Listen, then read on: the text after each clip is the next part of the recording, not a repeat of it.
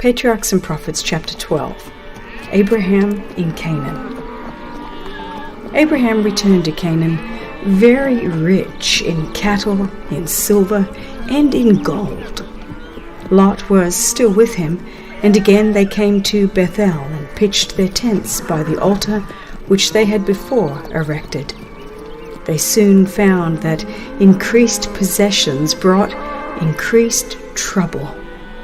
In the midst of hardships and trials, they had dwelt together in harmony, but in their prosperity there was danger of strife between them. The pasturage was not sufficient for the flocks and herds of both, and the frequent disputes among the herdsmen were brought for settlement to their masters. It was evident that they must separate. Abraham was Lot's senior in years, and his superior in relation, in wealth, and in position. Yet he was the first to propose plans for preserving peace. Although the whole land had been given him by God himself, he courteously waived this right. "Let there be no strife," he said, "between me and thee, and between my herdsmen and thy herdsmen, for we be brethren. Is not the whole land before thee? Separate thyself, I pray thee, from me. If thou wilt take the left hand, then I will go to the right.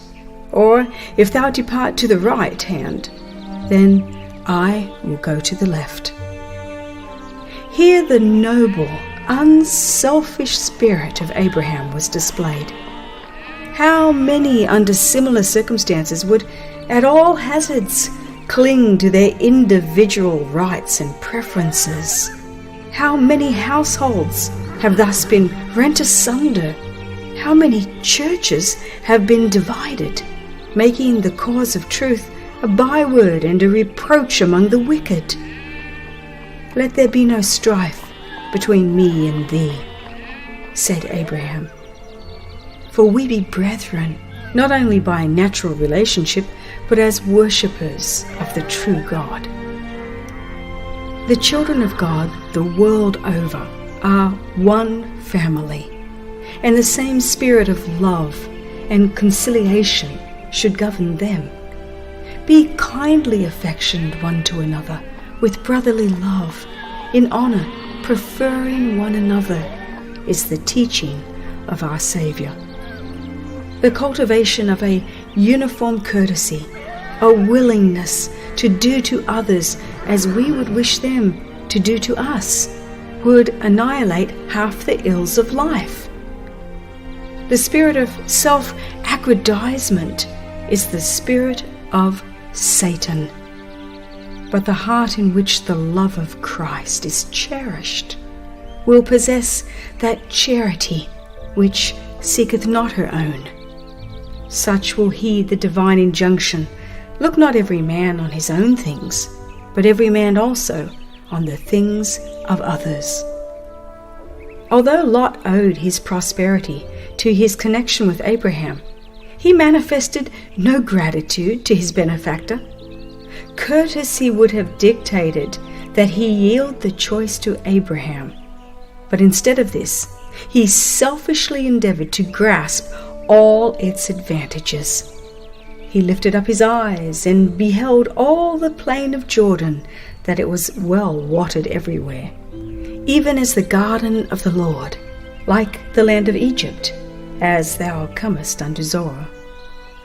The most fertile region in all Palestine was the Jordan Valley, reminding the beholders of the lost paradise, and equaling the beauty and productiveness of the Nile-enriched plains they had so lately left.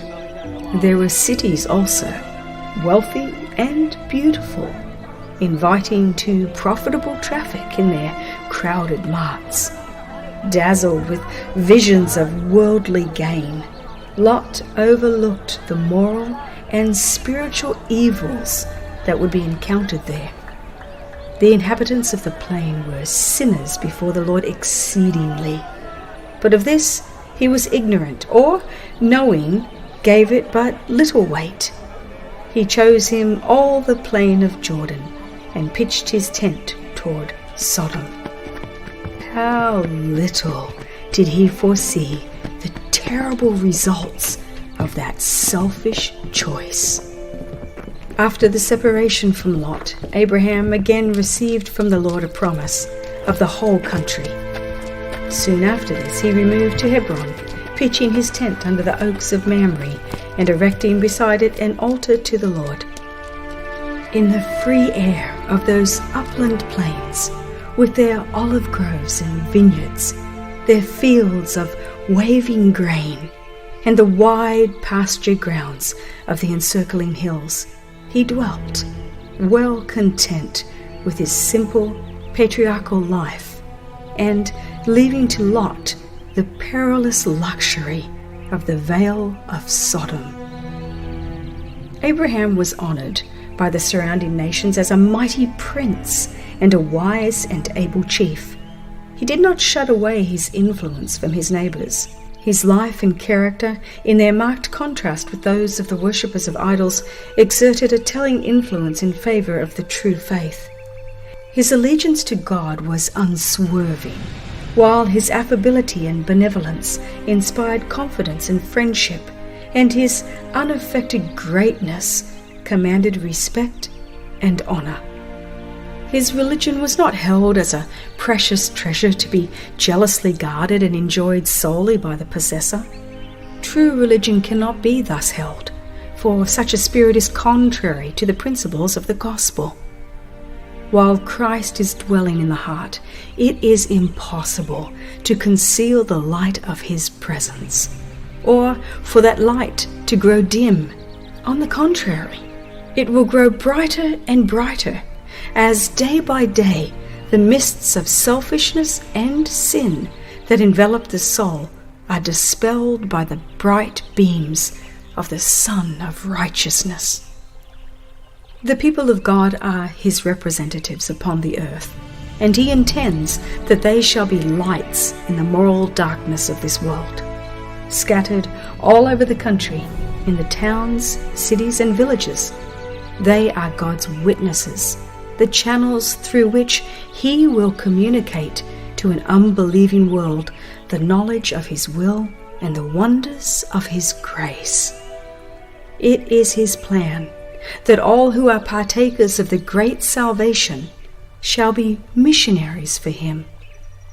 The piety of the Christian constitutes the standard by which worldlings judge the gospel. Trials patiently borne, blessings gratefully received, meekness, kindness, mercy, and love habitually exhibited are the lights that shine forth in the character before the world, revealing the contrast with the darkness that comes of the selfishness of the natural heart. Rich in faith, noble in generosity, unfaltering in obedience, and humble in the simplicity of his pilgrim life, Abraham was also wise in diplomacy and brave and skillful in war. Notwithstanding he was known as the teacher of a new religion, 3 royal brothers, rulers of the Amorite plains in which he dwelt, manifested their friendship by inviting him to enter into an alliance with them for greater security, for the country was filled with violence and oppression. An occasion soon arose for him to avail himself of this alliance. Chedorlaomer, king of Elam, had invaded Canaan 14 years before and made it tributary to him. Several of the princes now revolted, and the Elamite king with 4 allies again marched into the country to reduce them to submission. 5 kings of Canaan joined their forces and met the invaders in the Vale of Sidon, but only to be completely overthrown. A large part of the army was cut to pieces, and those who escaped fled for safety to the mountains. The victors plundered the cities of the plain and departed with rich spoil and many captives, among whom were Lot and his family. Abraham, dwelling in peace in the oak groves of Mamre, learned from one of the fugitives the story of the battle and the calamity that had befallen his nephew. He had cherished no unkind memory of Lot's ingratitude. All his affection for him was awakened, and he determined that he should be rescued. Seeking, first of all, divine counsel, Abraham prepared for war. From his own encampment, he summoned 318 trained servants, men trained in the fear of God, in the service of their master, and in the practice of arms. His confederates, Mamre, Eshcol, and Ammon, joined him with their bands, and together they started in pursuit of the invaders. The Elamites and their allies had encamped at Dan on the northern border of Canaan. Flushed with victory and having no fear of an assault from their vanquished foes, they had given themselves up to reveling. The Patriarch divided his force so as to approach from different directions and came upon the encampment by night. His attack, so vigorous and unexpected, resulted in speedy victory. The king of Elam was slain, and his panic-stricken forces were utterly routed. Lot and his family, with all the prisoners and their goods, were recovered, and a rich booty fell into the hands of the victors. To Abraham, under God, the triumph was due.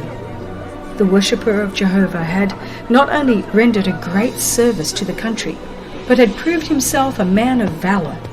It was seen that righteousness is not cowardice, and that Abraham's religion made him courageous in maintaining the right and defending the oppressed.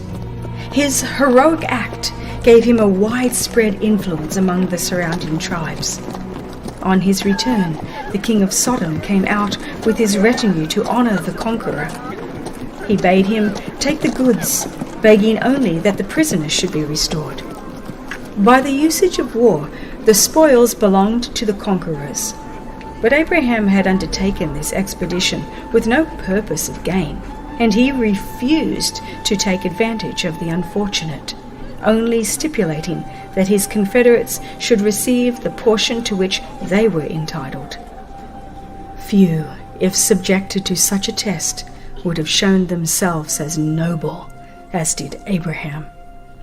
Few would have resisted the temptation to secure so rich a booty.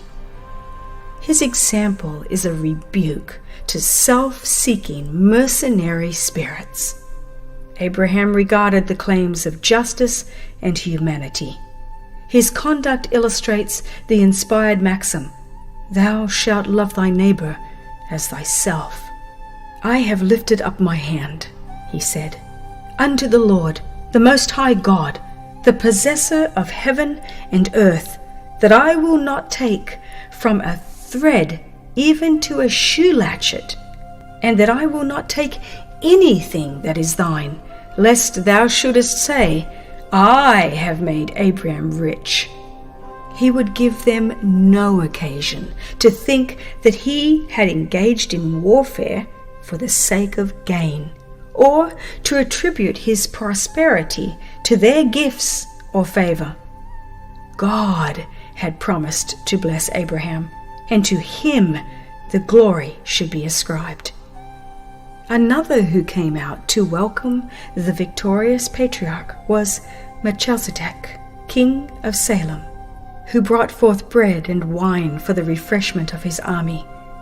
As priest of the Most High God, he pronounced a blessing upon Abraham and gave thanks to the Lord, who had wrought so great a deliverance by his servant, and Abraham gave him tithes of all. Abraham gladly returned to his tents and his flocks, but his mind was disturbed by harassing thoughts. He had been a man of peace, so far as possible shunning enmity and strife, and with horror he recalled the scene of carnage he had witnessed.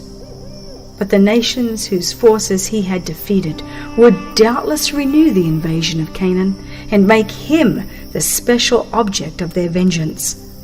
Becoming thus involved in national quarrels, the peaceful quiet of his life would be broken. Furthermore, he had not entered upon the possession of Canaan, nor could he now hope for an heir to whom the promise might be fulfilled. In a vision of the night, the divine voice was again heard. "Fear not, Abraham," were the words of the Prince of Princes. "I am thy shield and thy exceeding great reward." But his mind was so oppressed by forebodings that he could not now grasp the promise with unquestioning confidence as heretofore. He prayed for some tangible evidence that it would be fulfilled. And how was the covenant promise to be realized while the gift of a son was withheld? "What wilt thou give me," he said, "seeing I go childless? And, lo, one born in mine house is mine heir." He proposed to make his trusty servant Eliezer his son by adoption and the inheritor of his possessions. But he was assured that a child of his own was to be his heir. Then he was led outside his tent and told to look up to the unnumbered stars glittering in the heavens. And as he did so, the words were spoken, "So shall thy seed be." Abraham believed God, and it was counted him for righteousness.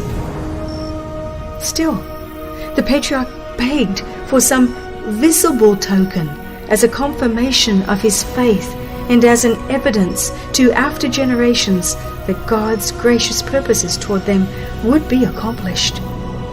The Lord condescended to enter into a covenant with his servant, employing such forms as were customary among men for the ratification of a solemn engagement.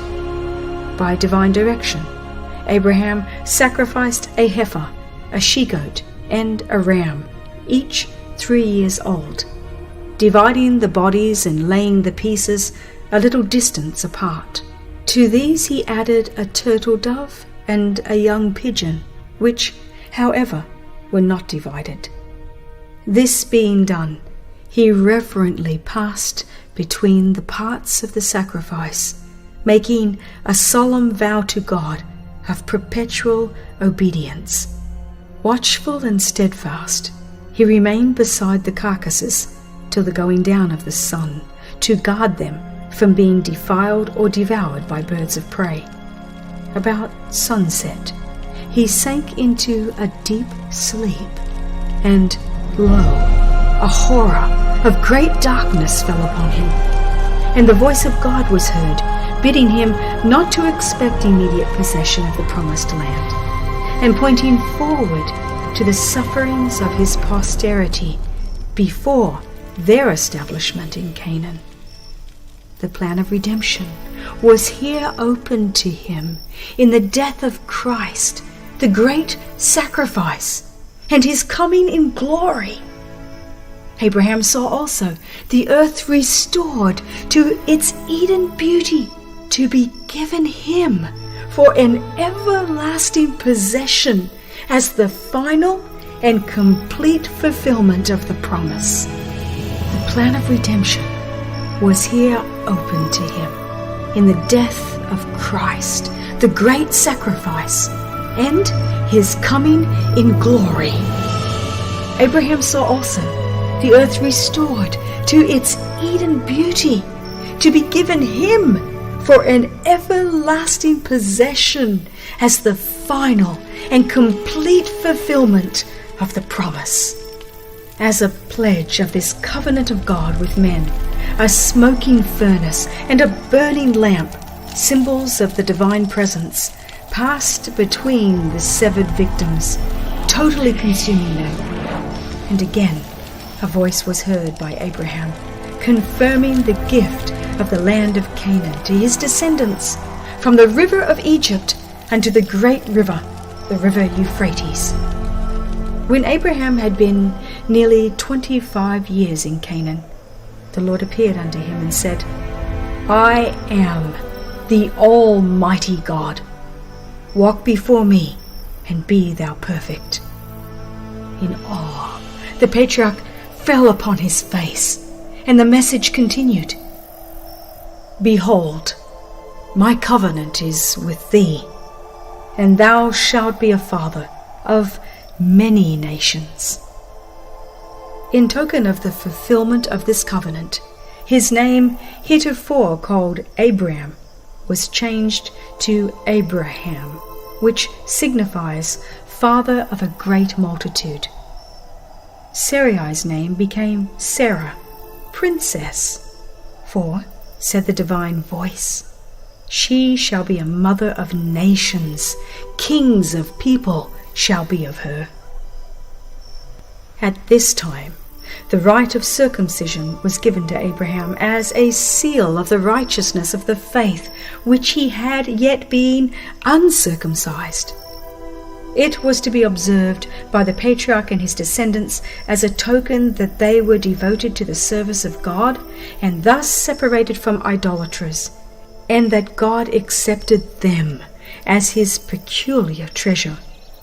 By this rite, they were pledged to fulfill on their part the conditions of the covenant made with Abraham. They were not to contract marriages with the heathen, for by so doing they would lose their reverence for God and his holy law.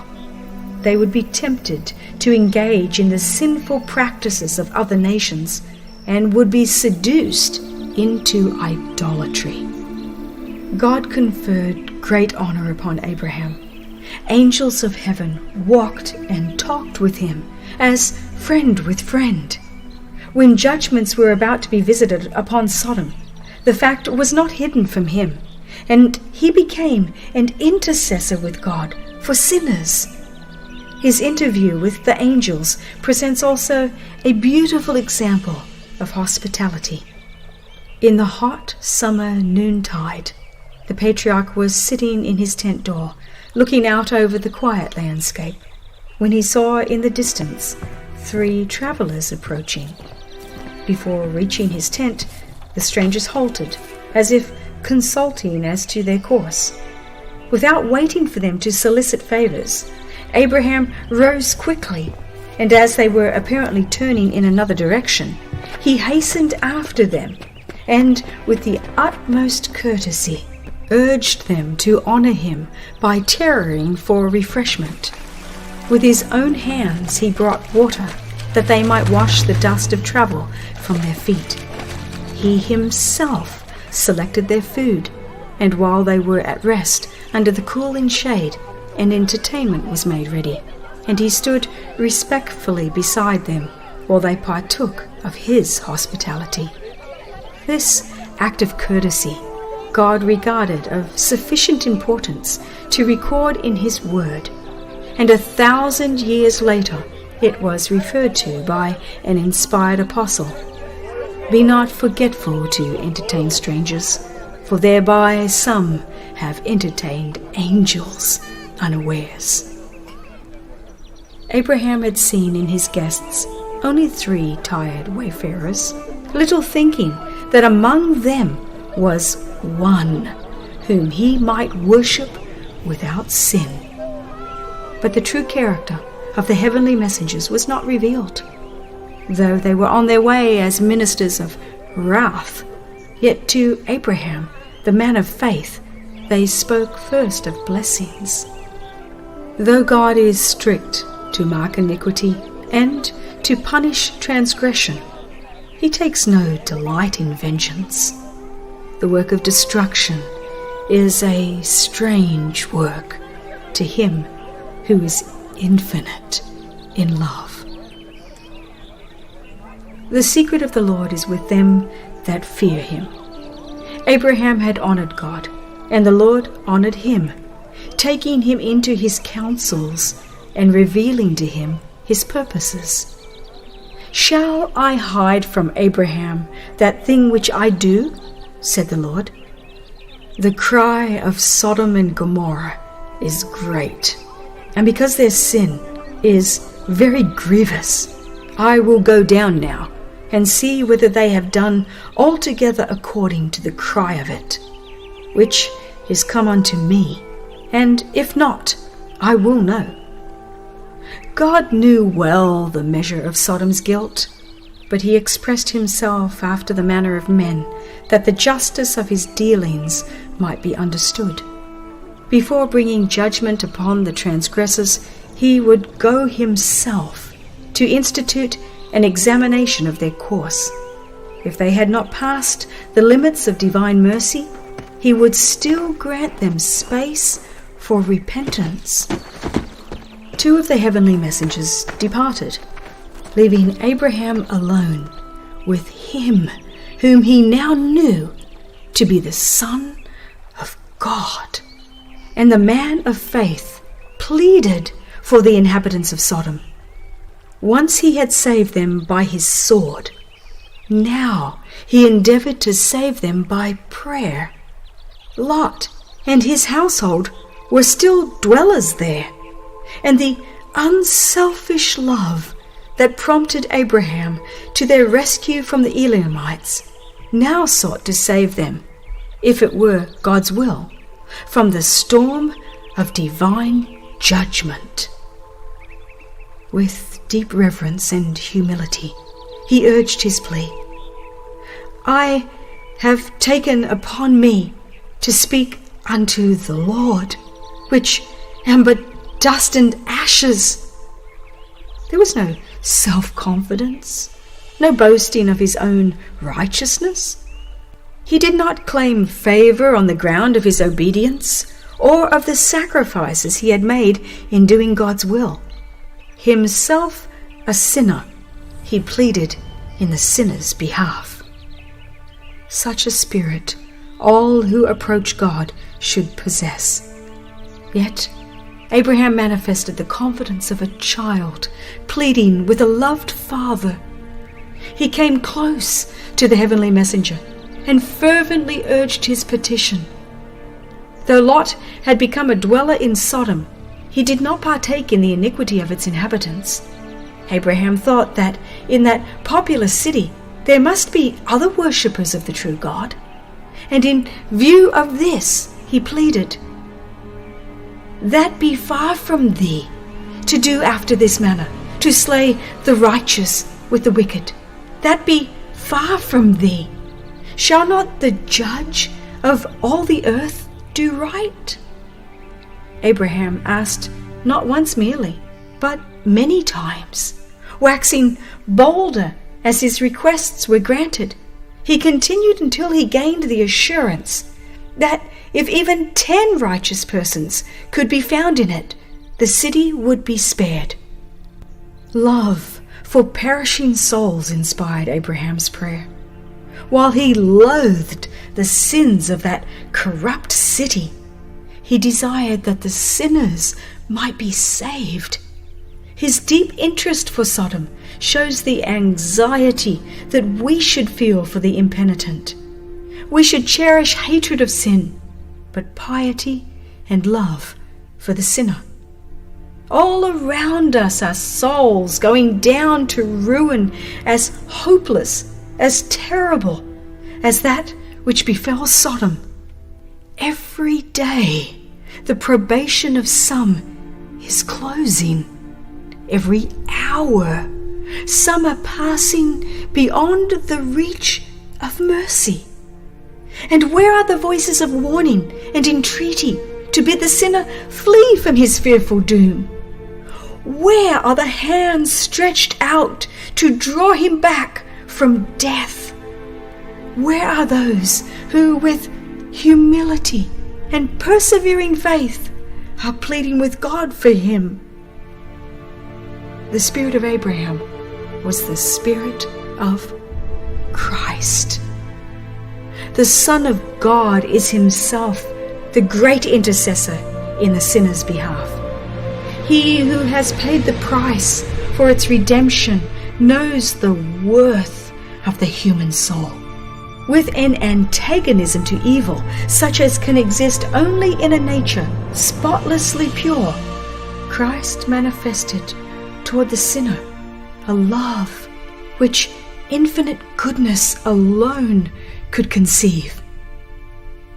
In the agonies of the crucifixion, himself burdened with the awful weight of the sins of the whole world, he prayed for his revilers and murderers. Father, forgive them. They know not what they do. Of Abraham it is written that he was called the friend of God, the father of all them that believe. The testimony of God concerning this faithful patriarch is, Abraham obeyed my voice and kept my charge, my commandments, my statutes, and my laws. And again, I know him, that he will command his children and his household after him, and they shall keep the way of the Lord, to do justice and judgment, that the Lord may bring upon Abraham that which he hath spoken of him. It was a high honor to which Abraham was called, that of being the father of the people who, for centuries, were the guardians and preservers of the truth of God for the world, of that people through whom all the nations of the earth should be blessed in the advent of the promised Messiah. But he who called the patriarch judged him worthy. It is God that speaks. He who understands the thoughts afar off and places the right estimate upon men says, I know him.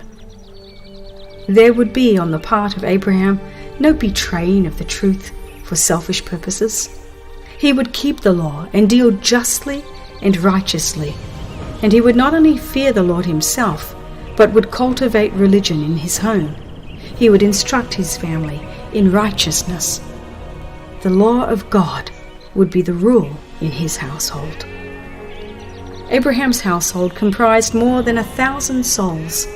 Those who were led by his teachings to worship the one God found a home in his encampment, and here, as in a school, they received such instruction as would prepare them to be representatives of the true faith. Thus, a great responsibility rested upon him. He was training heads of families, and his methods of government would be carried out in the households over which they should preside. In early times, the father was the ruler and priest of his own family, and he exercised authority over his children, even after they had families of their own.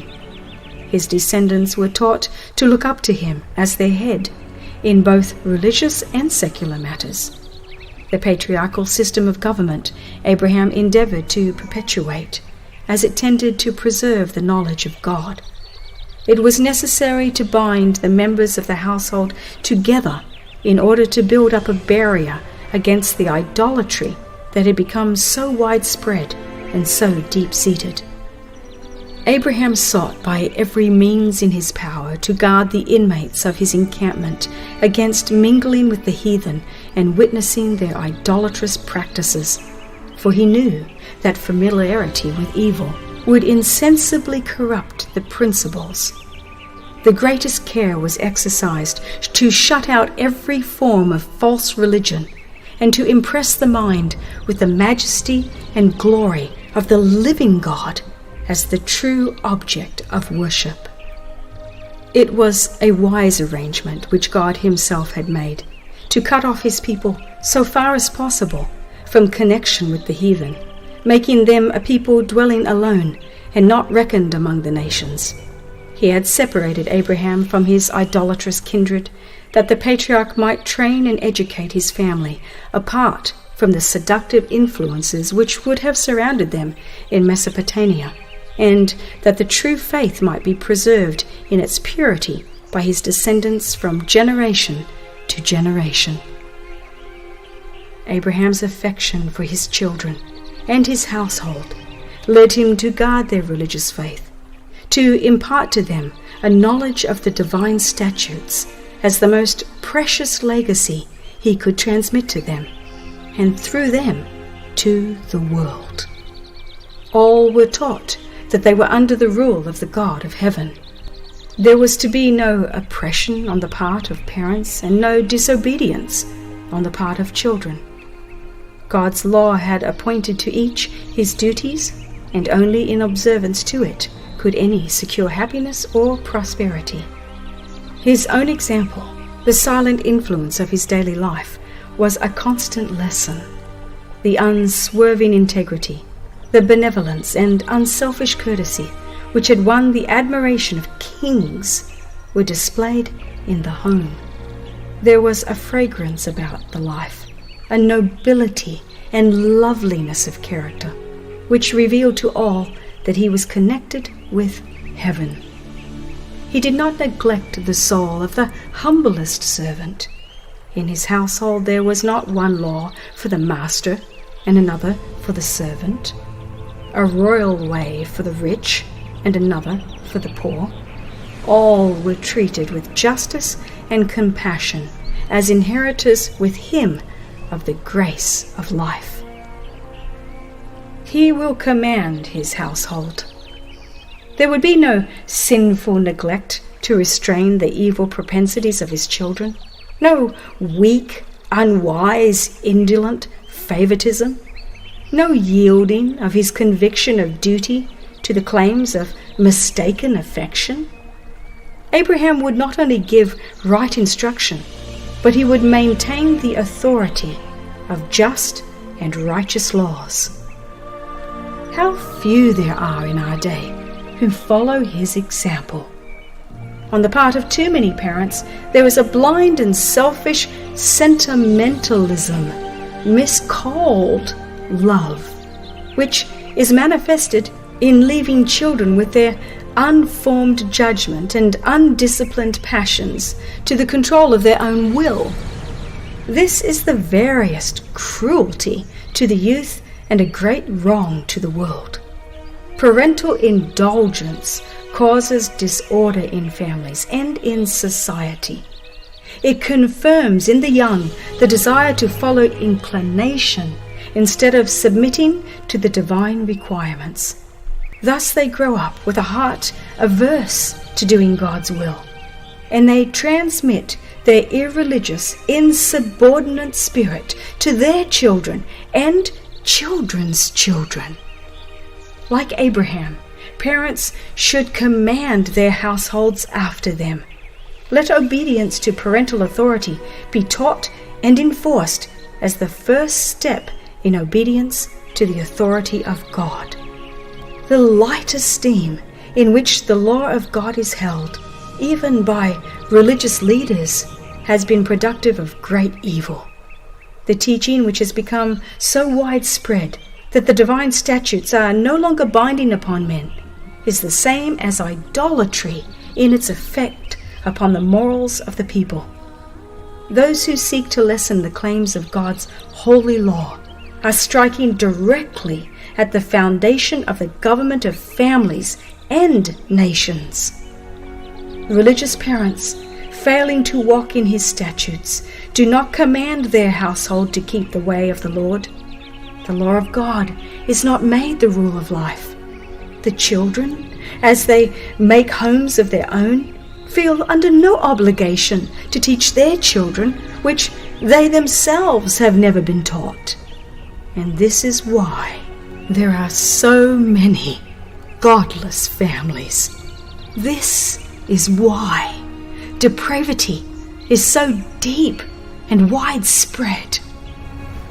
Not until parents themselves walk in the law of the Lord with perfect hearts will they be prepared to command their children after them. A reformation in this respect is needed, a reformation which shall be deep and broad. Parents need to reform. Ministers need to reform. They need God in their households. If they would see a different state of things, they must bring His word into their families and must make it their counselor. They must teach their children that it is the voice of God addressed to them and is to be implicitly obeyed. They should patiently instruct their children, kindly and untiringly, teach them how to live in order to please God. The children of such a household are prepared to meet the sophistries of infidelity. They have accepted the Bible as the basis of their faith, and they have a foundation that cannot be swept away by the incoming tide of skepticism. In too many households, prayer is neglected. Parents feel that they have no time for morning and evening worship. They cannot spare a few moments to be spent in thanksgiving to God for His abundant mercies, for the blessed sunshine and the showers of rain which cause vegetation to flourish, and for the guardianship of holy angels. They have no time to offer prayer for divine help and guidance, and for the abiding presence of Jesus in the household. They go forth to labor as the ox or the horse goes, without one thought of God or heaven. They have souls so precious that rather than permit them to be hopelessly lost, the Son of God gave His life to ransom them. But they have little more appreciation of His great goodness than have the beasts that perish. Like the patriarchs of old, those who profess to love God should erect an altar to the Lord wherever they pitch their tent. If ever there was a time when every house should be a house of prayer, it is now. Fathers and mothers should often lift up their hearts to God in humble supplication for themselves and their children. Let the father, as priest of the household, lay upon the altar of God the morning and evening sacrifice, while the wife and children unite in prayer and praise. In such a household, Jesus will love to tarry. From every Christian home, a holy light should shine. Love should be revealed in action. It should flow out in all home intercourse, showing itself in thoughtful kindness, in gentle, unselfish courtesy. There are homes where this principle is carried out, homes where God is worshipped and truest love reigns. From these homes, morning and evening prayer ascends to God as sweet incense, and His mercies and blessings descend upon the suppliants like the morning dew. A well-ordered Christian household is a powerful argument in favor of the reality of the Christian religion, an argument that the infidel cannot gainsay.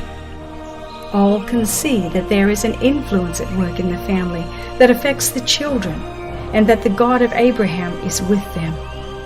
If the homes of professed Christians had a right religious mold, they would exert a mighty influence for good. They would indeed be the light of the world. The God of heaven speaks to every faithful parent in the words addressed to Abraham. I know him, that he will command his children and his household after him, and they shall keep the way of the Lord, to do justice and judgment, that the Lord may bring upon Abraham that which he hath spoken of him.